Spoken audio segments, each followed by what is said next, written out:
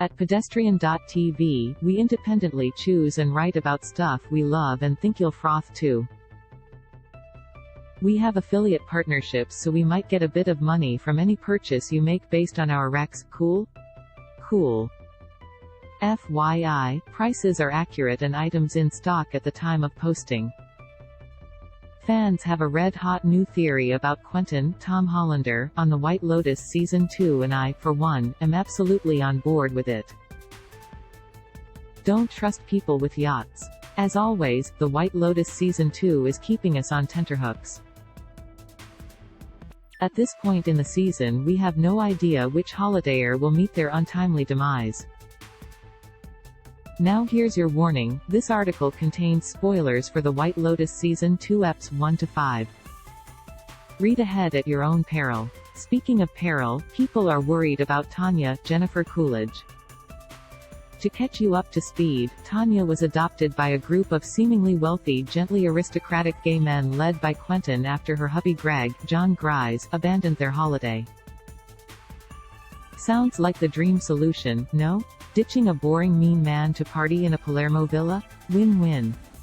Well, after Season 2 Episode 5, fans are deeply suspicious of Quentin's motives with the mind-bogglingly wealthy Tanya.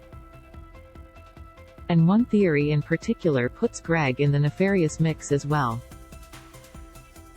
In the episode, Quentin took Tanya to a performance of Madame Butterfly and afterwards told her he's only been in love once. The man, a heterosexual Wyoming cowboy who Quentin said he'd still do anything for. Love's never been my Achilles heel. It was always beauty, he said. I live for beauty. I'd also die for beauty. Wouldn't you? Creepy. At this point, I gleefully turned to my girlfriend with what I thought was a completely unique, never been thought of before theory, that the Wyoming cowboy was, in fact, Greg. But it turns out a bunch of people on the internet think the same thing.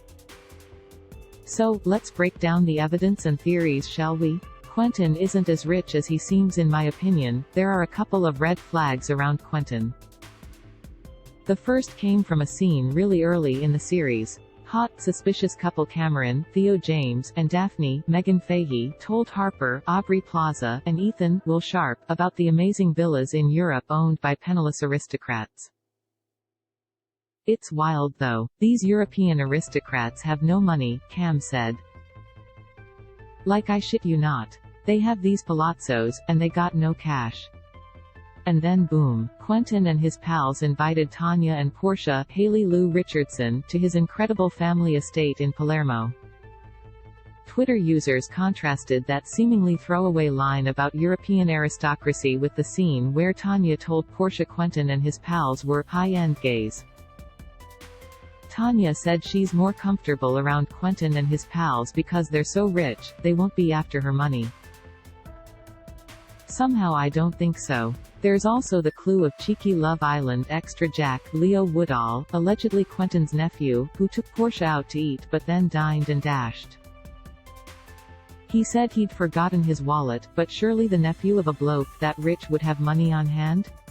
Now if you've seen the EP, you'll know it ends with a truly unexpected scene of Jack and Quentin fucking. So either there's a bit of incest going on or something else truly wild. Greg was seen having a mysterious phone call before we saw Greg yeeting himself off their Sicilian vacation. Tanya overheard him having a clandestine conversation on the phone. He said, I love you too. Greg's actor John Grise has actually spoken about this scene. He told Entertainment Tonight the intention of the I love you isn't necessarily romantic. When he's saying he loves somebody, that could be anybody. It could be his kids, Grise said. It's automatic to assume that he has another woman or has something on the side when, in fact, it's not that clear, is it? This makes me think Greg was possibly calling Quentin. Maybe they're plotting together to kill Tanya and take her money somehow? Of course, Greg had to sign a prenup. My personal theory is that Quentin is there to convince Tanya to take Greg back and get rid of the prenup. Greg also works for the Bureau of Land Management which, as the internet has pointed out, seems like a very ex-cowboy place to work. shady stories and Madame Butterfly. When we first met Quentin, he told Tanya the tale of an elderly woman who owned a house on a nearby island. She was found dead, in a heap at the bottom of the rocks, after refusing to sell to a group of powerful local investors. This once again feels like foreshadowing and makes me think Quentin is pretty fkn dangerous. The fact Quentin took Tanya to see Madame Butterfly is also telling, as the story follows the tragic fate of the titular butterfly and ends with her suicide. With the White Lotus confirmed for Season 3, I personally can't see Tanya dying anytime soon. As the only character to appear in both Season 1 and Season 2 of the show, she's really the through line of the series. But she's definitely been contrasted with the other tragic figures, so I'm suspicious AF.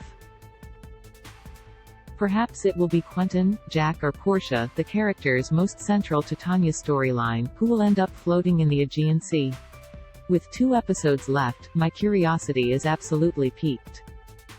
And yes, I do need answers about that sex scene. The White Lotus Season 2 is now streaming on Binge and Foxtel, with new eps dropping weekly.